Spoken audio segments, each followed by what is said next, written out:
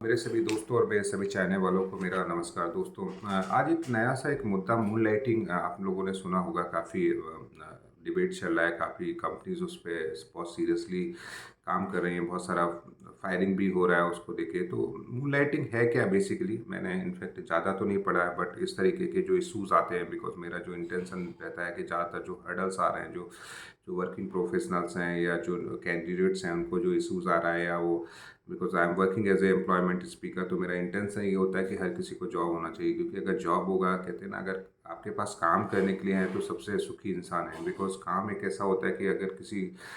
मैं हमेशा मानता हूँ, इवन जब मैं प्रोजेक्ट मैनेजमेंट में था, कि अगर किसी भी शख्स को या किसी भी एम्प्लॉयज़ को सुधारना है तो उसको काम देना बंद कर दो, तो वो अपने आप ही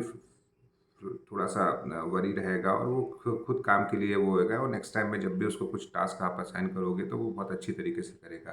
तो मेरा हमेशा से मानना है कि काम करते रहें, जो भी नई न्यू टेक्नोलॉजीज़ हैं वो हमेशा मैं बोलता रहता हूँ कि थोड़ा इनोवेट करते रहें। तो दोस्तों, मून लाइटिंग जनरली, बिकॉज अभी क्या है, वर्क फ्रॉम होम का कल्चर आ गया, तो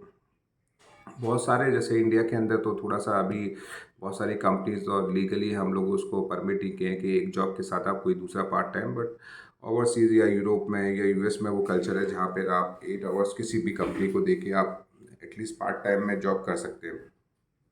दोस्तों, जो अभी मून लाइटिंग के कुछ केसेस आए हैं, कुछ कंपनीज ने फायरिंग किया है, उस फायरिंग में जनरली कुछ ऐसे केसेस आए जहाँ पर लोग जॉब के साथ, बिकॉज टेक्निकली जो भी आईटी इंडस्ट्रीज़ में लोग काम कर रहे हैं उनके पास बहुत ज़्यादा चॉइस होता है, और जब भी आप एक सीनियर प्रोफाइल पे जब पहुँचते हैं तो आपके पास एक मल्टीपल ऑप्शंस आ जाते हैं। मैं ये नहीं कहूँगा कि ये सिर्फ आईटी के लिए है, बट नॉन आईटी में भी जब आप किसी भी, चाहे फार्मा में हो, चाहे आप सेल्स में हो, चाहे बीएफएसआई में हो, वहाँ पर भी आपके लिए एक ऐसी पॉसिबिलिटीज़ होती है जहाँ पर आप कोई भी दूसरा जॉब या कोई भी पार्ट टाइम जॉब भी आप देख सकते हैं, और उसमें एक अच्छा सा पे आउट मिल जाता है। और जब भी लोगों को एक क्रेज़ होता है कि अदर देन सैलरी अगर उनको कुछ भी मिलता है, मीन्स अगर उनको रेंटल इनकम भी आ रहा है, कुछ भी आ रहा है, तो उस पर वो ज़्यादा फोकस होते हैं रादर देन उनका जो उनका स्ट्रॉन्ग पिलर है। तो मेरा दोस्तों उन लोगों के लिए यही है कि आप सबसे पहले कोई भी चीज़ इनिशिएट करने से पहले, बिकॉज अभी मैंने कुछ केस ऐसे देखे हैं जहाँ पर जब उन्होंने स्विच किया है, बिकॉज जिस कंपनी में आप काम कर रहे हैं जब तक तो सही रहता है, बट जब आप स्विच करते हैं और स्विच करने पर जो भी कंपनीज हैं, बिकॉज अभी क्या है कि हर कंपनी का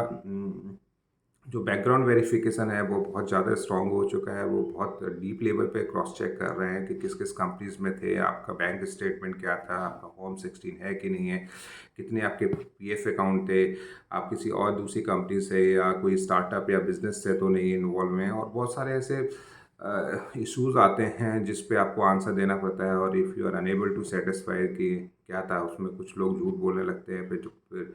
होते हैं, तो वो फिर इस तरीके के लोगों को हायर नहीं करते हैं। तो दोस्तों, मेरा उन लोगों के लिए कि थोड़ा स्ट्रेटेजिकल जाएं। फ्रीलांसिंग को अगर आपको करना है तो उसको एज ए फ्रीलांसर करियर ही आप चूज़ करें। ऐसा नहीं कि आप जॉब में रह के फ्रीलांसिंग का स्टेप उठाएं। दूसरा, स्ट्रिक्टली बहुत सारी कंपनीज में बैन रहता है, उनकी पॉलिसीज़ रहती हैं। तो अगर आपकी इस कंपनी में ऐसी कोई पॉलिसी है कि आप पार्ट टाइम नहीं कर सकते, तो प्लीज़ उस तरीके के ऑप्शंस में नहीं जाएं। और जब भी अगर ऐसे कर रहे हैं तो उनको मेरा सजेशन होगा कि एटलीस्ट आप पीएफ तो आप दो कंपनी से नहीं, क्योंकि बहुत सारे ऐसे केसेस हो गए हैं जहाँ पर लोग के दो दो अकाउंट है, इन्होंने अलग अलग नाम से दो अकाउंट बना रखे हैं, दो यूएन नंबर हैं, और जब वो वेरिफिकेशन, बिकॉज आज का जो वर्ल्ड है वो पूरा डिजिटल वर्ल्ड है, जहाँ पर आप ये मत सोचो कि आपको जो भी चीज़ आ रहा है, इवन आपके अकाउंट में अगर कुछ पैसा भी आ रहा है,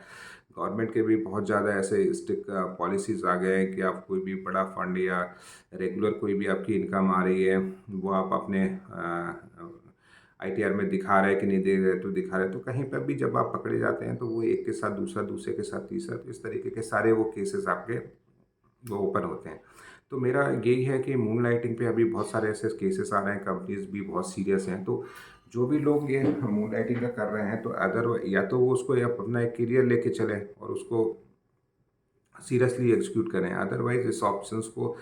स्ट्रॉन्ग करें, एंड अगर आपको है तो फेयर जाए। बिकॉज क्या होता है, कभी आपने किसी कंपनी को ज्वाइन कर लिया, ज्वाइन करने के बाद आपका वीजी रिपोर्ट नेगेटिव आता है तो आपको इमीडिएट सस्पेंशन होगा, तो उस केस में वो फिर बंदा ना उधर का रहता है ना उधर का। तो इस तरीके के बहुत सारे केसेस आते हैं। स्टार्टिंग में आप ये सारे केसेस को, जब भी आपका प्रोसेस हो रहा है, आप उसी टाइम उसको ओपन कर दें, जिससे जो भी आपकी स्टाफिंग कंपनी है या जो भी टेक्निकल प्लानर है उसको एड्रेस करें। और अगर उसकी पॉलिसीज़ के अंदर इस तरीके के लोगों को नहीं लिया जाता है तो वो अर्ली स्टेज में आपके लिए सही रहेगा। बिकॉज लेटर ऑन अगर इस तरीके की कुछ चीज़ें आती हैं और फिर जब आप डिबेट करेंगे तो वो आपका भी टाइम किल होगा और दूसरों का भी टाइम किल होगा। तो दोस्तों, इस वीडियो के माध्यम से मेरा यही संदेश होगा कि जो मून लाइटिंग को है, ठीक है, उसको थोड़ा सा सीरियसली आप लें। बिकॉज अगर ये इस तरीके के केसेस बढ़ते गए और इसमें ज़्यादा कंपनी से स्ट्रिक्ट आ गए तो वो आपके लिए थोड़ा सा सही नहीं रहेगा। तो मेरा वीडियो देखने के लिए और मुझसे जुड़े रहने के लिए आप सभी का धन्यवाद। जय हिंद, जय भारत, वंदे मातरम।